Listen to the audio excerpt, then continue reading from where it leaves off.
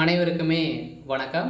சற்று முன் கிடைத்திருக்கக்கூடிய ஒரு மிக மிக முக்கியமான செய்தி ஒன்று வெளியாகியுள்ளது. சற்று முன் பாஜகவில் இணைந்த எம்பி கனிமொழி திமுகவில் பெரும் பரபரப்பு, இது மாதிரி செய்திகள் வெளியாகிருக்கு. இப்போ வருகின்ற நாடாளுமன்ற தேர்தலுக்காக பார்த்தீங்கன்னா அதிரடியாக சட்டமன்ற தேர்தல் வரப்போகுது.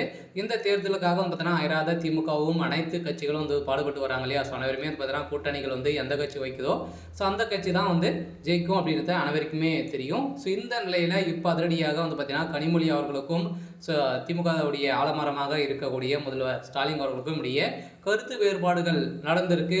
இந்த நிலையில் இப்போ அதிரடியாக பார்த்தீங்கன்னா 15 எம்பிகளுடன் பார்த்தீங்கன்னா கனிமொழி அவர்கள் சஸ்பெண்ட் செய்யப்படுறதாக பெரும் கண்டனங்கள் முதல்வர் ஸ்டாலின் அவர்கள் கொடுத்துருக்காரு. இந்த நிலையில் தான் இப்போ அதிரடியாக திமுகவில் ஒரு மிகப்பெரிய கூட்டணிகள் உடைய போகுது. பார்த்தீங்கன்னா திமுகவில் ஒரு மிகப்பெரிய மாற்றங்கள் வரப்போகுது.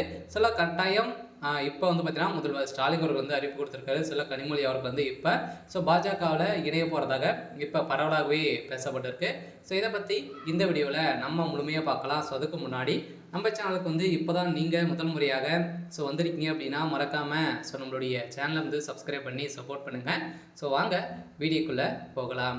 பார்த்தீங்கன்னா இப்போ வருகின்ற சட்டமன்ற தேர்தலில் கனிமொழி உள்ளிட்ட 15 எம்ஏக்கு சஸ்பெண்ட் செய்யப்படுறதாக முதல்வர் ஸ்டாலின் அவர்கள் பெரும் கண்டனம் தெரிவித்திருக்காரு. இந்த நிலையில் ஏற்கனவே பார்த்தீங்கன்னா நேற்று நடந்த தாக்குதல் தொடர்பாக பிரதமர் மோடி அல்லது மத்திய உள்துறை அமைச்சர் சமிஸ்தா விளக்கம் தர கோரியதால் லோக்சபாவில் திமுக கனிமொழி உள்ளிட்ட 15 எம்பிக்கள் ஒரே நாளில் சஸ்பெண்ட் செய்யப்படுவதற்கான காரணம் இருந்திருக்கு. இந்த நிலையில் இப்போ கருத்து வேறுபாடின் காரணமாக இப்போ பார்த்தீங்கன்னா அதிரடியாக துணை முதல்வர் பதவி கனிமொழி அவர்களுக்கு கொடுக்கணும் அப்படின்ற மாதிரி இப்போ பார்த்தீங்கன்னா வாக்குவாதத்தில் ஈடுபட்டு இருக்காங்க. ஏற்கனவே ஒரு பிரச்சனை போயிருந்துச்சு இல்லையா, கனிமொழி அவர்களுக்கும் உதயநிதி ஸ்டாலின் அவர்களுக்கும் இடையே ஒரு பிரச்சனைகள் போயிருந்தது.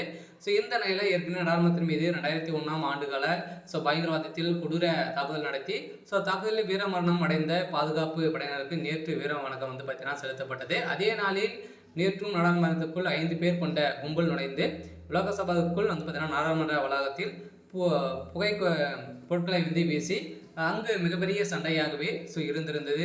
இந்த சண்டையின் அடிப்படையில் அதிரடியாக பார்த்தீங்கன்னா திமுகவில் கலவரங்கள் ஏற்பட்டது. இந்த கலவரத்தின் அடிப்படையில் அதிரடியாக பார்த்தீங்கன்னா இதில் ஈடுபட்டிருந்த கனிமொழியுடைய நண்பர்கள் பார்த்தீங்கன்னா இதில் ஈடுபட்டு திமுகவை ஒழிக்கக்கூடிய விதத்தில் அவங்க செயல்பட்டு வராங்க அப்படின்ற மாதிரி ஒரே நோக்கத்தோடு தான் இப்போ அதிரடியாக பார்த்தீங்கன்னா முதல்வர் ஸ்டாலின் அவர்கள் கனிமொழி அவர்களும் அதே அவர்களை சுற்றி இருக்கக்கூடிய எம்எல்ஏக்கள் பார்த்தீங்கன்னா அதிரடியாக ஒரு 15 எம்எல்ஏக்களோடு திமுகவில் இருந்து பாஜக இணைய போகிறதாக இப்போ பரவலாக பேசப்பட்டிருக்கு. இருந்தாலும் என்ன நடக்க போகுது அப்படின்றத நம்ம வெயிட் பண்ணி பார்க்கலாம்.